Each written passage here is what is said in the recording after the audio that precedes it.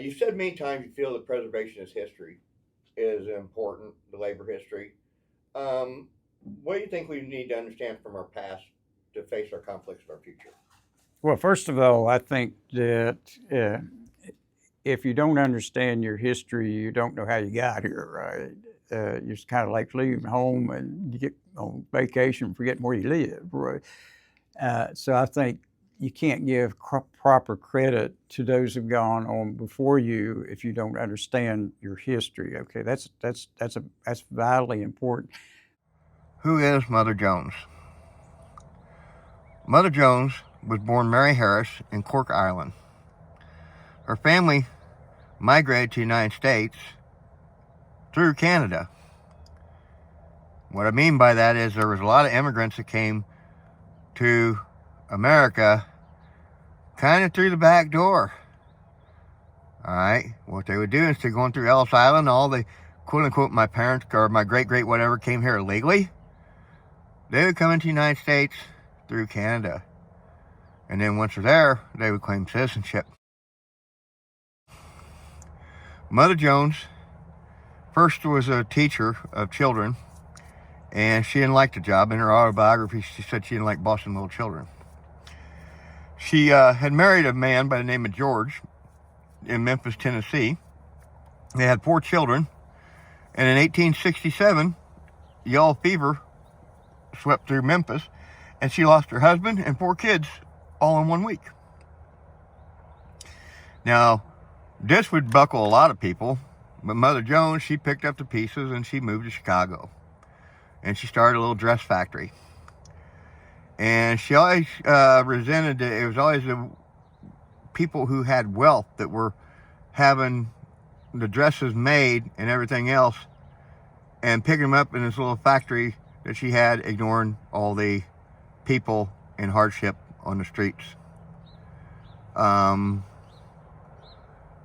She was very much about people being treated with dignity. Along comes Chicago fire. She loses everything. And out of that Chicago fire, her and other people are huddled together in the remnants of remains of an old church to rebuild their lives. And this is where she started in a foundation of what was called the Knights of Labor, as a union organization.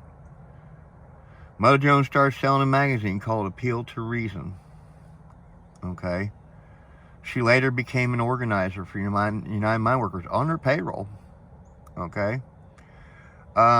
She organized in West Virginia in 1897. She organized some there in West Virginia in 1902.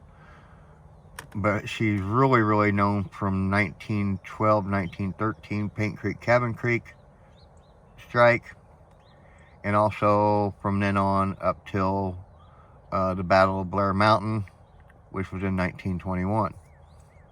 She also went to Ludlow, Colorado, right after Paint Creek, Cabin Creek, where she had been under arrest and was waiting trial under a military tribunal. Okay, it wasn't even a real court.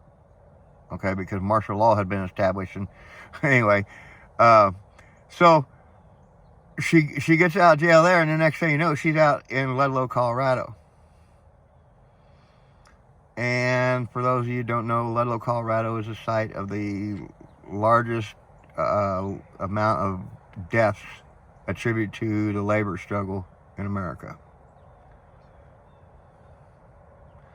There were women and children who were in a pit underground, okay, that after the tent colony had been shot up, the tents were set on fire, and there were women and children that, as Mother put it, that were roasted alive.